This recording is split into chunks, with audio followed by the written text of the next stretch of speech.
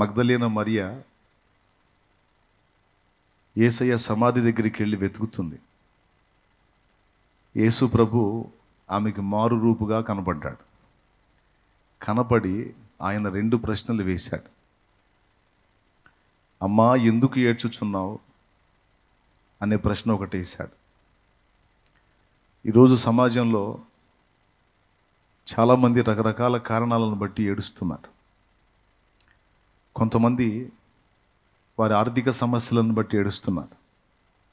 కొంతమంది వారి శరీర రోగాలను బట్టి ఏడుస్తున్నారు. కొంతమంది అప్పుల పాలై ఏడుస్తున్నారు. వాళ్ళ చేత వీళ్ళ చేత మాటలు పడలేక ఏడుస్తున్నారు. కొంతమంది నిందల పాలై ఏడుస్తున్నారు. మరి కొంతమంది కుటుంబ సభ్యులు చెడిపోయి వారు దుర్భరమైన జీవితంలో ఉంటే వారి బ్రతుకులను చూసి ఏడుస్తున్నారు. కొంతమంది ఆత్మీయ జీవితంలో పడతా లెగుస్తా స్థిరత్వం లేని స్థితిలో నేను ఎందుకు నిలబడలేకపోతున్నాను, దేవునికి ఇష్టమైన విధంగా నేను ఎందుకు బతకలేకపోతున్నాను అని ఏడుస్తున్నారు. ఇలా మన ఏడుపులకి చాలా కారణాలు ఉంటాయి. కొంతమంది పక్క వాళ్ళు సంతోషంగా ఉంటే చూసి ఏడుస్తూ ఉంటారు. నీ ఏడుపు ఎందుకురా అంటే వాడు సంతోషంగా ఉన్నాడని నేను ఏడుస్తున్నాను అనేది ఒక టైపు ఏడుపు, అది ఏడుపే. మరి కొంతమంది నేను తప్పు చేసి దొరికిపోయాను అని ఏడుస్తూ ఉంటారు. ఇలాగా ఏడుపుకు రకరకాల కారణాలు ఉన్నాయి. కొన్ని న్యాయమైన కారణాలు ఉన్నాయి, కొన్ని పిచ్చి కారణాలు ఉన్నాయి. కానీ మగ్దలేన మరియ ఏడుపుకి కారణం ఏమిటి అని ప్రభువు అడిగితే ఆమె ఇచ్చిన సమాధానం ఒకటే, నేను నా ప్రభువు కొరకు దుఃఖపడుతున్నాను. నా యేసయ్య శరీరాన్ని ఎవరో ఎత్తుకొని పోయారు, నాకు యేసు కావాలి, నేను యేసు కొరకు ఏడుస్తున్నాను అని ఆమె తన ఏడుపుకు కారణం చెప్పింది. అప్పుల్ని బట్టి కానీ, ఆర్థిక సమస్యల్ని బట్టి కానీ, రోగాలను బట్టి కానీ, నిందల్ని బట్టి కానీ, అవమానాలను బట్టి కానీ, ఆకలి బాధను బట్టి కానీ, ఈర్ష్య అసూయలతో కానీ, ఈ కారణాలు ఏ కారణాలను బట్టి తన ఏడుపును తెలియజేయాల. ఆమె ఏడుపుకు కారణం ఒకటే, ఆమెకు యేసు కావాలి. యేసు నిమిత్తం ఆమె ఏడుస్తుంది. యేసు ప్రభుకి దూరంగా ఉండటం ఆమెకు కష్టమైపోయింది. కొన్ని సంవత్సరాలు ఆయనతో పాటు ప్రయాణం చేసింది. ఆయన ఎటు పోతే అటు తిరిగింది. ఇప్పుడు ఆయన లేడు. ఆయన శరీరము వస్త్రములతో చుట్టబడి సమాధిలో ఉంచబడింది.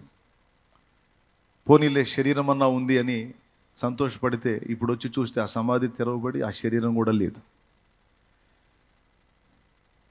సజీవంగా నాతో ఉండనే లేదు, మృత స్థితిలోనన్నా నాతో ఆ దేహాన్ని ఉంచుకుందాం, కాపాడుకుందాం అనుకుంటే అట్లా కూడా ఉంచలేదు. టోటల్గా నా యేసు నాకు దక్కకుండా పోయాడు, నాకు యేసు కావాలి అనేది ఆమె ఏడుపు.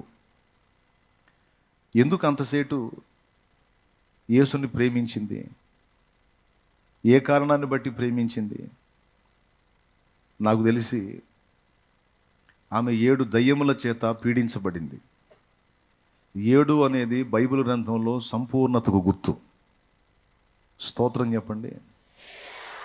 అంటే ఆ దయ్యాలు ఏ విధమైన దయ్యాలో, అవి ఏ విధంగా ఆమెను పీడించినాయో, ఆ దయ్యాల ప్రేరణ వల్ల ఆమె ఎలాంటి అనుభవాల్లో గుండా నడిచిందో, ఎలాంటి జీవితాన్ని జీవించిందో మనకి స్పష్టంగా వ్రాయబడలేదు. కానీ 7 దయ్యములు ఆమెను పీడించినట్టు మాత్రం వ్రాయబడింది. ఆ 7 దయ్యములను ఈయన వెళ్ళగొట్టాడు. అంటే సాతాను బంధకాల్లో బందీ అయిపోయి, అవి పాప బంధకాలు కావచ్చు, శ్రమల బంధకాలు కావచ్చు, దుర్నీతి బంధకాలు కావచ్చు, అవి ఏ బంధకాలో, ఆ దురాత్మలు ఎలాంటి బంధకాల్లోకి ఆమెను తీసుకెళ్ళాయో ఆ బంధకాలన్నిట్లో నుండి ఆయన వాటన్నిటిని వెళ్ళగొట్టి ఆ బంధకాలను తెంచి ఆమెను విడిపించాడు. విడుదల పొందిన హృదయం అది, కాపాడబడిన హృదయం అది, పాప క్షమాపణ పొందిన హృదయం అది.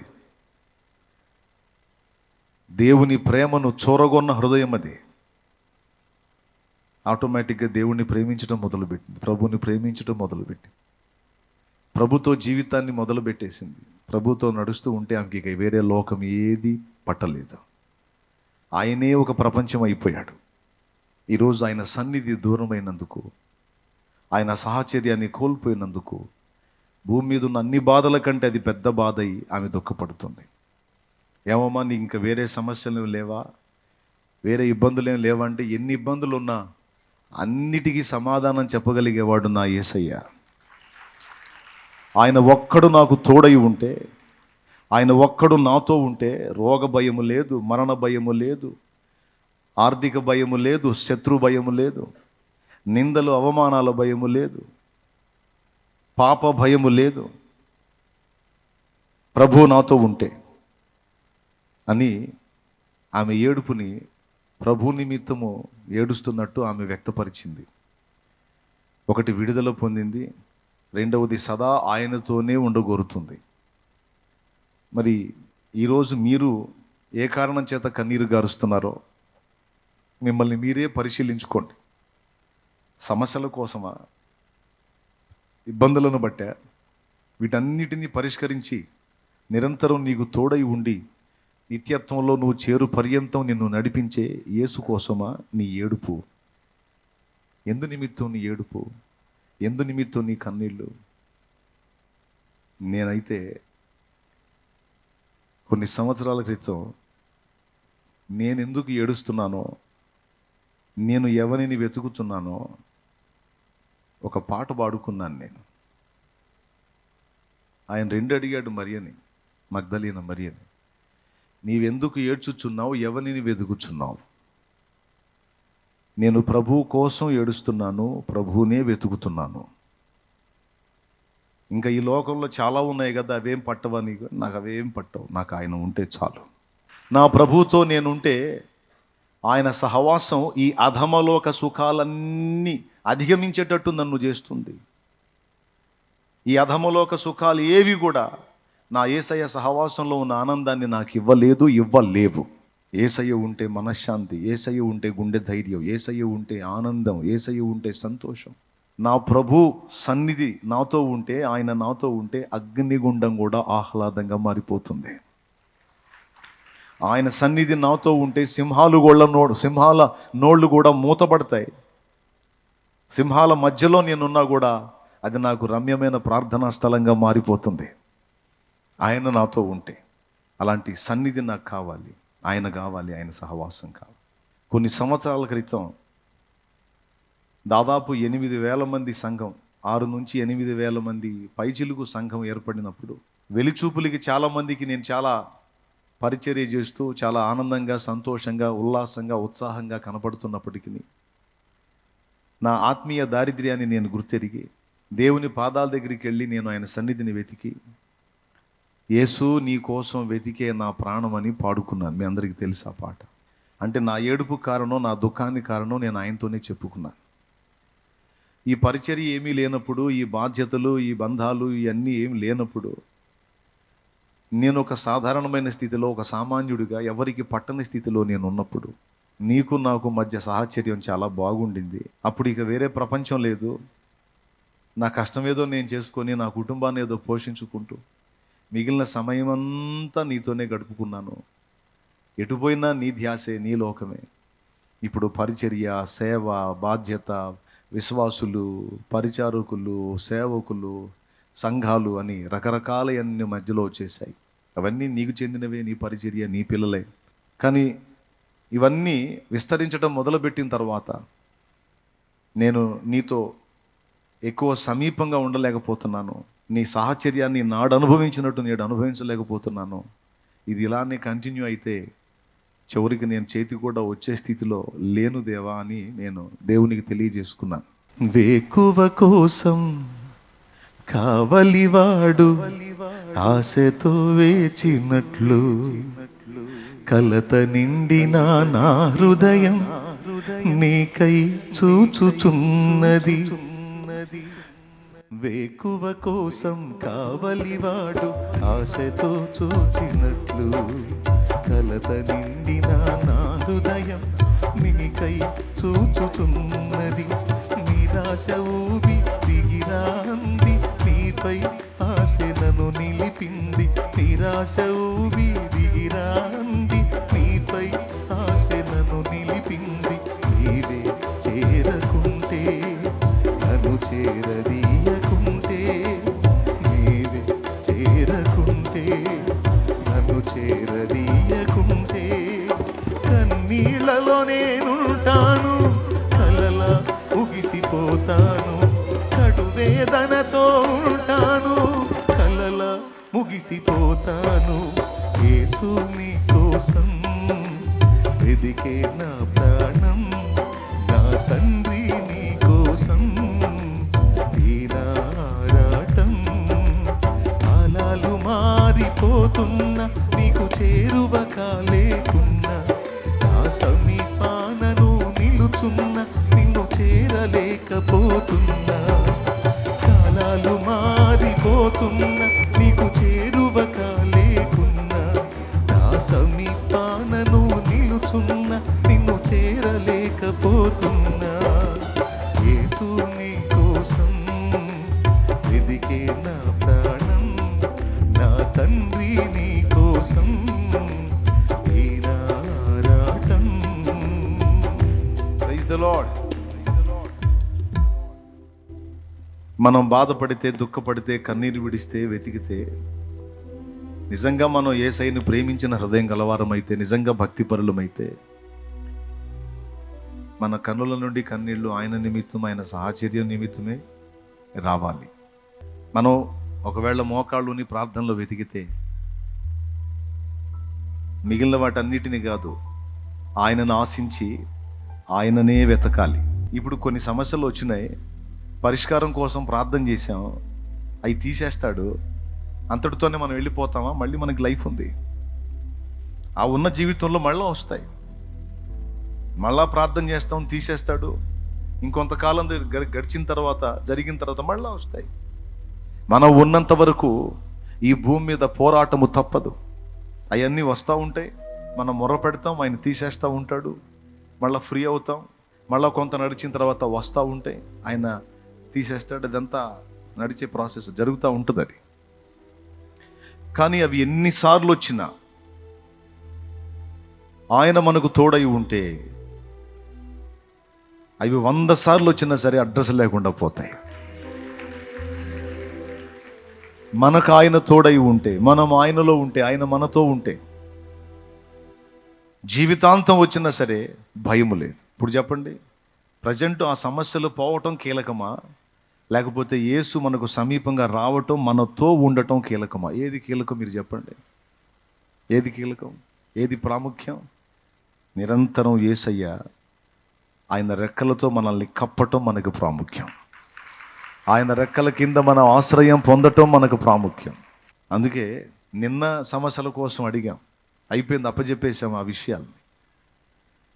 అవసరమైతే ఈరోజు ఇంకా నీకు ఏదన్నా వేదనగా ఉంటే ఇంకా మళ్ళీ అప్పచెప్పేసాయి.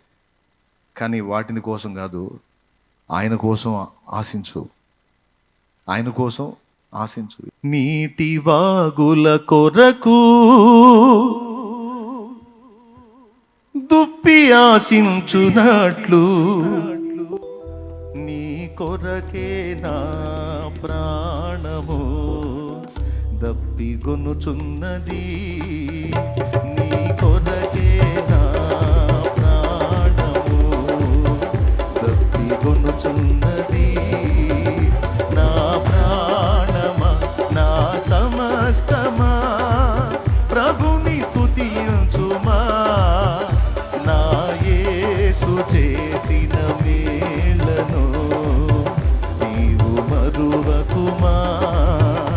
నా యేసు చేసిన మేలను నీవు మరువకుమా.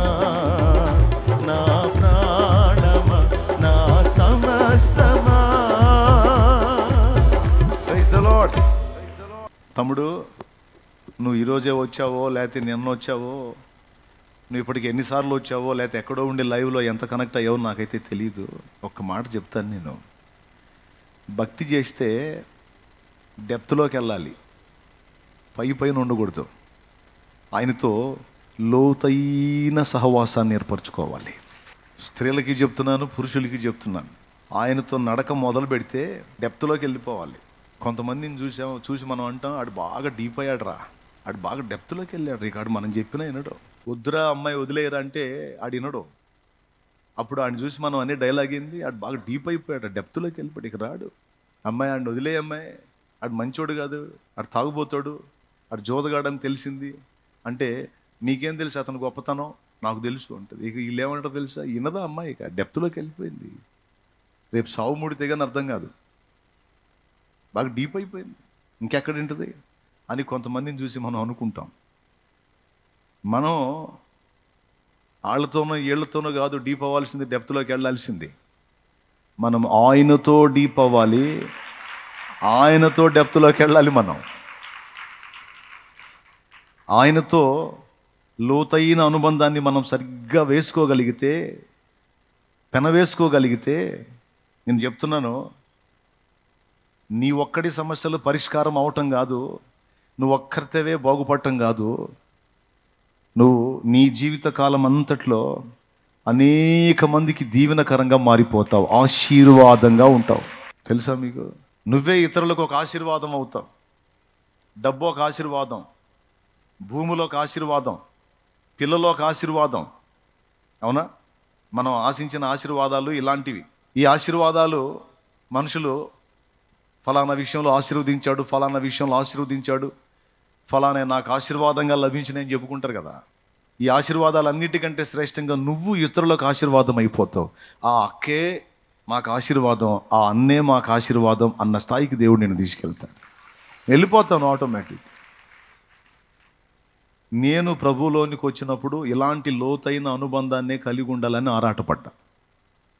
ఆ ఆరాటం, ఆ తపన, ఆయనతో లోతుగా పెనవేసుకున్న ఆ అనుబంధం నన్ను ఇక్కడ తీసుకొచ్చి నిలబెట్టింది. మీలో ఎంతమందికి అర్థమవుతుందో ఏమో నేను చెప్పిన సంగతి. ఇక్కడ వయసుతో తారతమ్యం లేదు. నువ్వు పిల్లోడివైనా, కుర్రోడివైనా, నడి వయసోడివైనా, ముసలోడివైనా, ఇంకేముందిలే అయ్యా, నా పని అయిపోయింది, సరికి అయిపోయింది, ఇంకా నేనేం డీప్ అవుతాలే అంటే, అసలు ఇప్పుడు ఈ వయసులోనే ఇంకా ఎక్కువ డీప్ అవ్వచ్చు. ఇంకా ఏ దరిద్రం ఉండదు కాబట్టి, ఉన్న దరిద్రాలన్నీ అయిపోయినాయి కాబట్టి ఇక ఈ వయసులోని ఇంకా బాగా కనెక్ట్ అవ్వచ్చు, ఈ వయసులోని ఇంకా అద్భుతంగా దేవుని పని చేయవచ్చు. ముంగమూరి దేవదాసయ్య గారు తన జీవిత చరమ దశలో, ముగింపు దశలో చేసిన సేవే ప్రఖ్యాతిగాంచిన సేవగా ఉండిపోయింది. అంతకుముందు లూథరన్ మిషన్లో చేశారు ఆయన, అదేమంత గుర్తింపులోకి రాలేదు. కానీ ఆ చివరి ఘట్టంలో ఆయన ఒక పరిచర్య స్థాపించి, ఆయన వెళ్ళిపోయే నాటికి ఒక పెద్ద పాకలోనే ఆయన పరిచర్య చేశారు. ఆ చివరి ఘట్టంలో, ఆ ముసలితనంలో, ఆ వృద్ధాప్యంలో చేసిన సేవే తర్వాత విస్తరించి అనేక ప్రాంతాలకు అది వ్యాపించింది. అనేక మంది దైవజనులు అందులో చేరి పరిచర్య చేయడానికి అది నాంది పలికింది.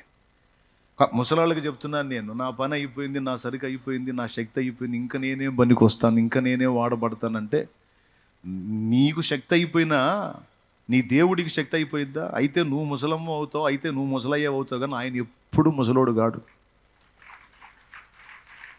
నీ శక్తి క్షీణించిద్దేమో కానీ నీకు తోడై ఉన్న దేవుని శక్తి ఎన్నడూ క్షీణించదు. నీ సూర్యుడు అస్తమించడు, నీ సూర్యుడు, నీతి సూర్యుడు నిరంతరం నీ మీద ప్రకాశించగలడు. హల్లెలూయా, హల్లెలూయా. కాబట్టి ఇక్కడ నీ శక్తి కాదు, మోషే శక్తి అంతా అయిపోయింది, ఇక నా వల్ల కాని స్థితిలోకి వచ్చాను అనుకున్నాడు. అప్పుడు వచ్చి పిలుస్తాడు, రా నిన్ను వాడుకోవాలి నేనని. పొద్దున పూట పనికి పిలిచి వాడుకున్నాడు ద్రాక్ష తోటలో, మధ్యాహ్నం పిలిచి వాడుకున్నాడు, 3ంటికి పిలిచి వాడుకున్నాడు, చివరికి 5ంటికి పోయి కూడా పట్టుకొచ్చాడు. 5ంటికి పిలుచుకొచ్చి మళ్ళీ 5ంటికి వచ్చిన వాళ్ళని కూడా 1 గంట పని చేపించి దేనారం ఇచ్చాడు. పొద్దున్నే పనికి వచ్చిన వాళ్ళు అనుకున్నారు 5ంటికి వచ్చినోడికి కూడా పని చేపించుకొని దేనారం ఇచ్చాడు, మనం పొద్దున్న నుంచి చేసాం, మనకి ఇంకా డబల్ దొరికిద్దాం అనుకుంటే వాళ్ళకి 1 దేనారమే ఇచ్చాడు. అయ్యా, గంట చేసినోడికి 1 దేనారమే, రోజంతా చేసిన మాకు 1 దేనారమే, ఇదేమిటి అంటే అప్పుడు ఆయన అన్నాడు, ఎంత మాట్లాడాను, 1 దేనారమే కదా, నీతో మాట్లాడింది నీకు ఇచ్చానుగా, ఇక నువ్వు వెళ్ళు, అంటే ఆయన గంటగా చేసింది, ఆయన గంట చేస్తే నీకెందుకు, అరగంట చేస్తే నీకెందుకు? నా సొమ్ము నా ఇష్టం, నేను ఇవ్వాలనుకుంటున్నాను, ఇస్తాను, అడ్డగించడానికి నువ్వెవడు అన్నాడు. అట్లాగే ఏమో ఈ చరమ దశలో నిన్ను దేవుడు వాడుకొని జీవితం అంతా చేసిన వాళ్ళకి దక్కిన కృప నీకు కూడా ఇస్తాడేమో, ఇస్తాడు. కాబట్టి వయసు ఉడిగిందని, శక్తి క్షీణించిందని, బలహీనుడిని అయిపోయాను, ఇంకా నేను ఎందుకు పనికి వస్తాననే ఆలోచన వద్దు. దేవుణ్ణి ప్రేమించి ఈ దశలోనైనా సరే నువ్వు దేవునితో లోతుగా కానీ అనుబంధాన్ని పెనవేసుకోగలిగితే ఈ దశలో కూడా నిన్ను వాడుకోవడానికి ఆయన శక్తి గలవాడు.